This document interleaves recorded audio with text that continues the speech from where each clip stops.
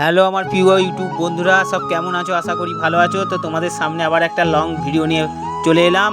তো আমরা বেড়াতে এসেছি দীঘায়। তো অনেক দিন পরই বেড়াতে এলাম দীঘায়, প্রায় 1 বছর পর।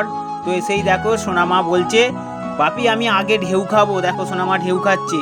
ও তো মেলেতে গাড়িতে আসতে আসতেই বলছে, বাপি আমি আগে গিয়ে সমুদ্রে ঢেউ খাবো।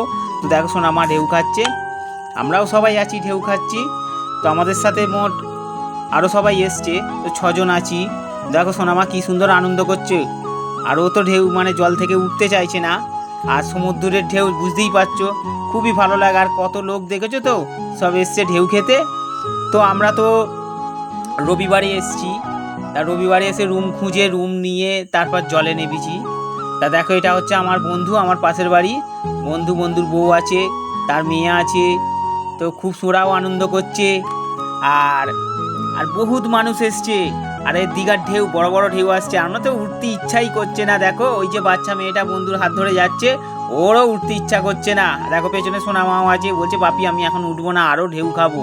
তো দেখো দেখো দেখো দেখো কি সুন্দর ঢেউ খাচ্ছে, দেখেছো? ও প্রচুর আনন্দ করছে। আর প্রায় এই 1 বছর পর এই দীঘায় এলাম। 8 বছরে এসেছিলাম, আবার এই বছরে এলাম 1 বছর পর।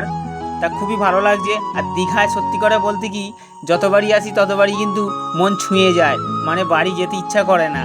দীঘা ছেড়ে যখন বাড়ি চলে যাচ্ছি তখন খুবই মন খারাপ হচ্ছে, কিন্তু কিছু করার নেই। বাড়ি তো যেতেই হবে, সারা জীবন থাকতে পারবো না। 2 দিনের জন্য আমরা দীঘায় ঘুরতে এসেছি। তাই জন্যে আজ সোমবার, তো লাস্ট ঢেউ খাওয়া। তো কাল আমরা বাড়ি ফিরে যাব। তো তোমাদের সামনে এই নতুন ভিডিওটা আমি নিয়ে এলাম, তোমাদেরকে একটু শেয়ার করব বলে। তো বন্ধুরা ভিডিওটা কেমন হয়েছে কিন্তু অবশ্যই জানাবে একবার, ঠিক আছে? তো দেখো আরও ঢেউ খাচ্ছে সোনামা। আর এটা আমাদের পাশের বাড়ি একটা দাদা বৌদি, তারাও গেছে আমাদের সাথে দীঘায় ঘুরতে। তো আমরা দীঘায় সব জায়গাতেই ঘুরেছি, উদয়পুর গেছি, মোহনায় গেছি। মোহনা তো সব থেকে সুন্দর, খুবই ভালো লেগেছে। আর দীঘাটা খুব ভালো। আর তারপর উদয়পুর গেছি, উদয়পুরটাও খুব ভালো লেগেছে। তো বন্ধুরা তোমরা নিশ্চয়ই এলে, দীঘায় এলে একটা জায়গায় কিন্তু মিস করবে না, জগন্নাথ মন্দির। এই জগন্নাথ মন্দিরকে দর্শন করবে, খুব ভালো লাগবে।